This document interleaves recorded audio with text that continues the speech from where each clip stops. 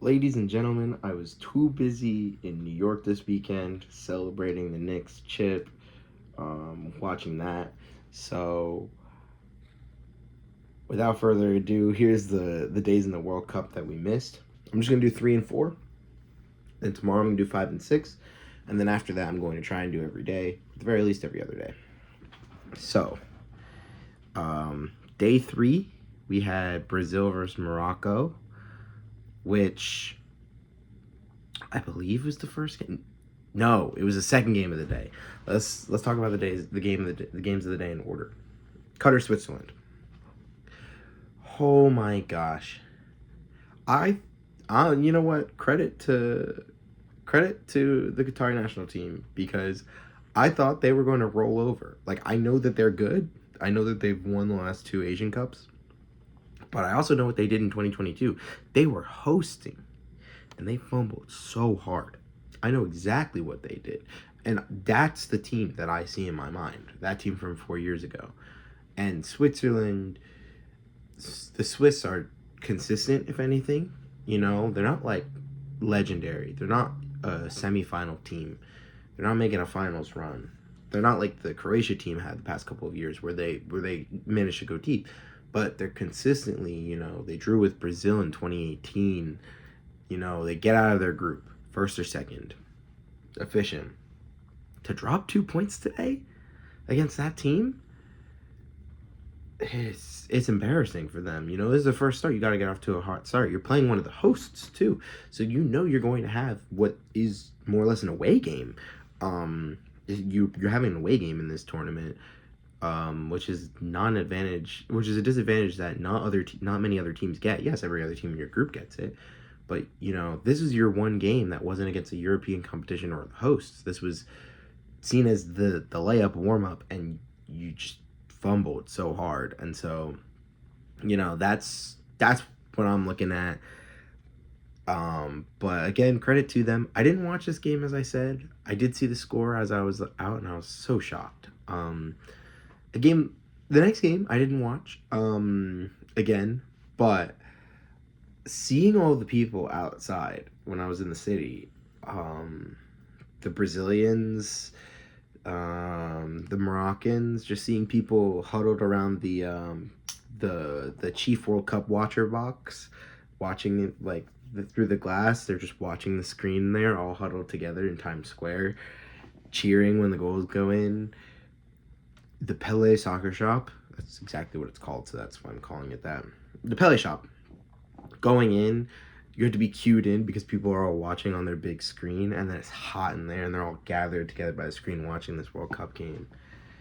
I was out. I heard the cheers when Vinny scored. I watched the goals back. They were good goals. Good quality from Vinicius Jr.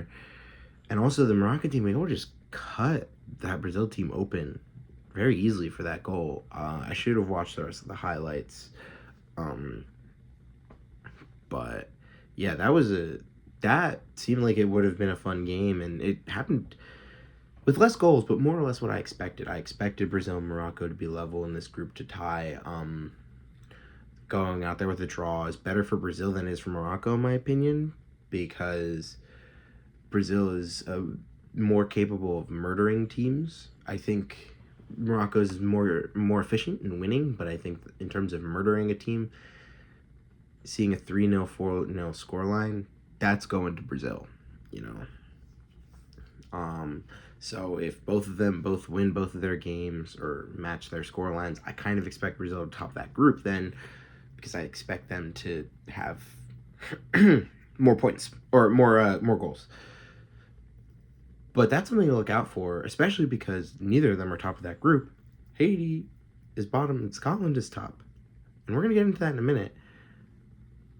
We're going to get into that now because I can't remember what the other game was. It was... Yeah, we're going to get into that now. That game was going on the same time as the next game. This was the next game. And yeah, Scotland won. They got the win. They got their goal.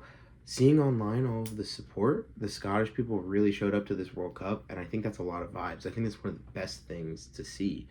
But the other thing that I've seen going around is how like decent the Haiti national team is. And again, I did watch their qualifying game.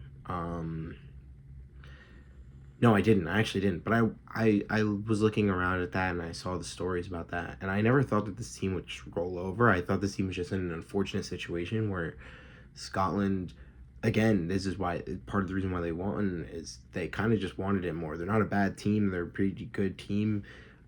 They're not the worst European team here. They're not certainly not the best, but they're certainly not the worst, right? But they have a lot of heart, and this is a big moment for the Scottish people and for that national team, and it means everything to them. And they're going to play with that heart. Watching them beat Denmark to qualify for the World Cup, like they went out there and they had it all to play for, and they played for it, and they won it, and they got it, and they are continuing to do that. Got very lucky with the goal, two huge deflections, but yeah, now they're set up in a good position, currently top of the group, but all they really need is one more point and they qualify for the knockouts. But yeah, they're probably looking to get that, and I would back them to get, a point in the next two games. Tough competition, low scores. You could see them sneak away with a 0-0, 1-1, 1-0 even. But yeah, in Haiti, it's unfortunate that they lost because apparently they've been pretty decent. But it won't be an easy game for the other two teams. They're not going to just roll over and let Brazil whoop them in Philly, and they're not going to, roll over and let Morocco do the same. So they're going to go out there and they're going to have a tough fight. And I've seen their support online too. It's pretty big support from everybody, more or less. So I'm excited to see what this group has to hold, because I think it's a lot closer than people initially thought it could be. I know I've been seeing people saying like Morocco top the group, and they very well could, but we can almost get anything. Like Scotland top of the group is not impossible. It wouldn't be, if you told me now that Scotland stayed top of the group, it wouldn't shock me. Haiti picks up a point against Brazil or against Morocco, and and Scotland pick up a win somewhere, right? Or pick up just two more draws. It's not impossible. Be really interesting. Now into one of the bigger upsets of day 3, Turkey. I mean, having a striker, I think, is necessary. I didn't talk about it yesterday, game 1, game 2, but like, think about all the strikers who scored thus far, up to get day 4, right? Balogun scored 2, Raul Jimenez scored, Larin scored off the bench. And I'm not saying that like you need a striker to score, but it's really helped teams convert their chances. It's helped teams look much better than they are. They've gotten so much further because of it. You think of even day 3, the big not example of this is, of course, Igor Thiago, who did underperform in the Brazil game, but in the long run, I think he'll find his footing and maybe bag a couple, and it'll be very helpful for him to be in this team. But like, yeah, not having that firepower up front really held costly for them. They weren't able to break down this Australian team in a way that gave good enough chances for them to score. I did see the game. There were a couple of free kicks and stuff. And at the other end, they gave up. One of the goals should have been saved. The other one, good goal. Good counterattacking. Australia had good counterattacking play, and good counterattacking play seems to really carry teams forward throughout this World Cup. But yeah, they did the business. Australia, they sat back, got dirty, blocked with their lives, went out there for a win and got it. And everybody was saying, oh, Australia bottom of the group behind Paraguay, but at the end of the day, they're more likely to top the group. They're certainly going through. You'd have to say they get a point off of Paraguay, and who's to say what they do against the U.S. The U.S. I think will win that game. Looking at how they played their first game, they now far and away look like the best team in the group. You're looking at the U.S. national team and saying, you got to win this group now. And they should. They really should, looking at that. But yeah, that group's now an interesting group. Turkey should have done better. It was really kind of like bad, and we'll see how they play against Paraguay. It'll be pretty similar mindset. You're looking at a team that's going to look to counter. You're going to look at a team that's going to sit back. But will Paraguay be as open as they were against the U.S.? Probably not. Turkey be as bad defensively or offensively and defensively though as they were against Australia though. I don't think so. So we'll see how that game pans out. Um, but yeah, on the other hand, the U.S. Australia game coming up is going to be a lot of fun. I think team's going to be really good at sitting back versus a team that looks really free flowing at home in Seattle. So I think that'll be a fun one. And then looking forward to day 4. We're now on day 4. And this was the Netherlands-Japan day. I think that was... No, the first game was Germany-Curacao. And Curacao got it to 1-1. They scored a goal. I think that's when I was, making my predictions on the FIFA app for what was happening in the day. You can't really... It's hard to bet against a team scoring a goal. They're going to do their best to score a goal because that's what they want. So you got to back them to score a goal. But Germany, man. Germany is like...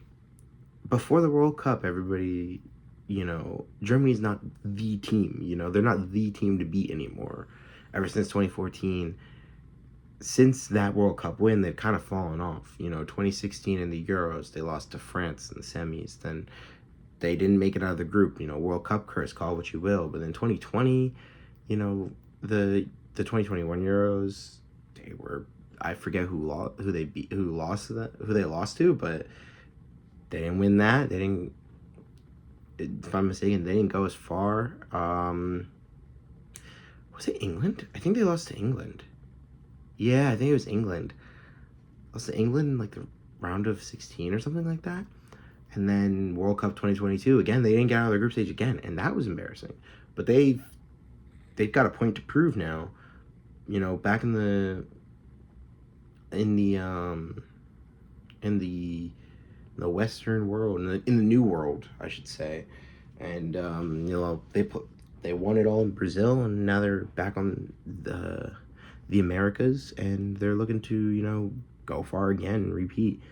And they took this Curacao team and obliterated them. Kai Havertz scoring 2 goals.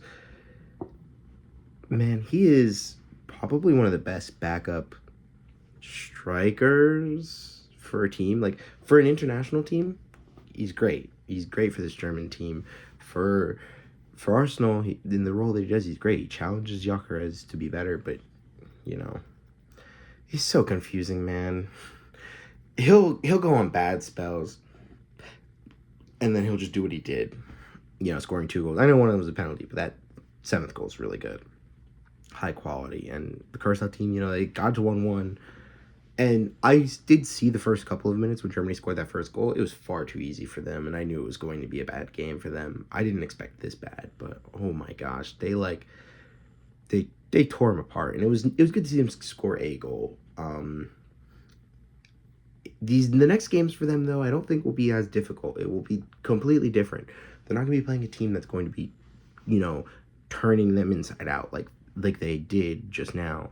They're playing 2 much more defensive teams, one of which, the next one, are going to have a point to prove. They're going to want to win this game because otherwise it'll be very hard for them to get out of the group. And we'll talk about that later. Then it was Netherlands-Japan.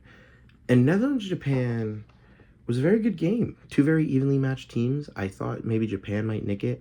I was thinking 2-1, maybe 3-2. And at the end, they get a last-gasp draw against this Dutch team. But yeah, I think that is about what I expected. I thought that these 2 teams were evenly matched. It's not as simple as the Netherlands are just going to beat this team. Japan are a good team. They're always quality. Every World Cup, they're the same level of quality as like a Switzerland or like a Mexico, where it's like you expect them to get out of the group and play that well. But yeah, it was nice to see them do their thing today and get a point at the end, and then as they do, clean up the stadium afterwards. It's always nice to see that.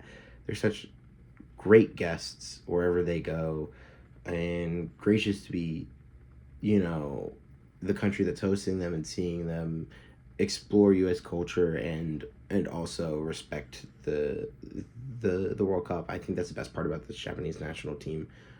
And so I'm never gonna not root for them because of, you know, the good that they spew out now. Um, and then yeah, the Dutch. Van Dijk played well. A couple of other very uh, good performances as well. But I think that was probably the standout for me from what I had seen. Again, I didn't see the whole game. Um, and also, you know, it was nice to see the Japan team win a header for their equalizer. It was kind of infuriating watching them cross it over and over again. And then just this Dutch national team, which is so much taller and stronger, and Van Dijk, they're used to these like heading the ball out over and over again. They're just like very easily clearing it, but they're not holding on to the ball or anything like that. It was good to see them finally get one of those, especially, and shut the commentator up as well, which was very fun. But yeah, and then for me, this is match of the day that we're getting into: Ivory Coast, Ecuador. And going into this, Ecuador had taken over the city of Philadelphia. Um, and I live kind of close by. I wish I had gone and seen that. I was in New York. I'd seen like Brazil, quote unquote, take over, but apparently, which they did. There was a lot of Brazilians there, but apparently, like Ecuador took over. Like you could see the sea of yellow. You can hear everyone's calling it a quote unquote home game in terms of the commentary and all of the analyzers and whatever, like the analysis. And all those broadcasters, all of them went for Ecuador, but you know, and this is a tough group. You know, this is second and third place teams now, most certainly because of Germany's goal difference. Like, if before today I would have said, oh, Germany could finish like third in this group, but there's almost no way, especially if they're level. If they're level in points, obviously Germany goes through because they have +6. That's not being gapped. You know, I don't think Curacao are going to go out there and concede 6 every game. So, and if they do, like, when I watched them, they weren't that bad. It would just really be a testament to how good all these other teams are. But I think even playing like Ecuador is not a 6-goal team, and even when they play Ivory Coast, I don't think it'll be more than 3 or 4. But it'll be fun. It'll be a lot of vibes. But anyways, Germany's most certainly probably going to top this group because of that. Their next game is against Ivory Coast. Both of them have won. Ivory Coast went in today, went into Philly. It's where they're staying. Took this Ecuadorian team and really pushed it to them. The first half, they had to bunker down a little bit. Both of these teams are very good defensively. A combined 5 goals conceded in World Cup qualifying between the two teams, and all 5 of them were from Ecuador. Ecuador did record-breaking, and Ivory Coast did not concede a goal in World Cup qualifying. So they're very good defensive teams. You know, the questions for Ecuador is always their firepower up front. You know, with Ener Valencia being their main threat, but not really having that much more of a threat, but having world-class defense. Whereas it's a little bit more spread out through the Ivory Coast team. You have a lot of skill, talent. You have Yan Diomande, who started and played very well today. Unfortunate that he's going to Liverpool, but top quality player. Amad Diallo, who we'll get to in a minute, came off the bench and scored the winner. And you have still like Gesson and Nicolas Pepe. It's a good team. It's just star-studded attack, quality midfield, and a good enough defense, and they defend well as a unit. They bunkered down that first half, and they, you know, kept the clean sheet throughout the whole game. Second half, they really came alive. They started attacking a lot more. They had a lot more of the ball, and you could see the Ecuadorian defense being tough to break through. It was only towards the end of the game, they subbed on Diallo. He changed the game a lot. He was my man of the match, even though he wasn't the man of the match. Transformed how the game was played, took on players, was a lot more decisive, a lot quicker. And that's what I think was missing from the team. Yan Diomande was really good at taking on players and getting to the byline and crossing it in, even if no one was necessarily there, which isn't his fault. But it was kind of slow. And so when you have someone with that quality, who has the fresh legs and is ready to just go out there, take on a man, or as soon as you get the ball, go inside and pass it to and pass it, even if you're passing it backwards, but making a run after and trying to advance the play like Amad Diallo was. it was impressive. And towards the end of the game, it became back to front. And Ecuador didn't really have that much quality going forward in terms of their chances. They hit the post multiple times early on, but as it got later, they didn't really hold that much of a threat. On a counterattack, Ivory Coast were very, very good, very quality. And they ran through, and Ahmed scored a great goal. The way that it curved into that bottom corner was also very impressive. The last game I want to get into, I fell asleep during. It was Sweden, Tunisia, and I have to say, I apologize to Sweden. I did not believe in you. Your World Cup qualification made me feel some type of way. You really shouldn't have qualified, in my opinion. Nations League's not real, but you qualified, you're here, and you showed up. Unlike the World Cup qualifying, you showed up. Sweden showed up today, winning 5-1 against that Tunisia team. Dominant. They were out there with blood. You know, Gyökeres, Isak, quality goals. The kid that scored that could have played for Tunisia as well, that was a good quality goal in the beginning. Just back to front, that Sweden team went out there and got what was theirs, which was very impressive. And as a result, Tunisia sacked their manager, which I think will be very interesting. Now, I didn't really expect Tunisia to go far, if anywhere, but I certainly don't now. And it'll be really interesting to see what they do, especially against the Netherlands and against Japan, who are certainly better teams than the Sweden team, but don't count the Sweden team out. I mean, they scored 5 goals. They played really well attacking football. And I had to say, hats off, Graham Potter got a result. And that's a big result. That's a result that, especially since the amount of goals they scored, they only lose 1-0 or they draw from here on out. That's a ticket into the next stage, more or less. So it's very interesting to see what's going to happen there. All right, so right now, France versus Senegal is starting. So I'm going to go, and then I'm going to come back in between or at some point and talk about day 5. And if it's too late, then I'll just talk about day 5 and day 6 together. I know I said before I was just going to do day 5 and day 6 together. We'll see. There's a lot that went on day 5 that I want to talk about. Very exciting. But yeah. All right, like and subscribe, and follow me for more World Cup stuff. So yeah, see ya.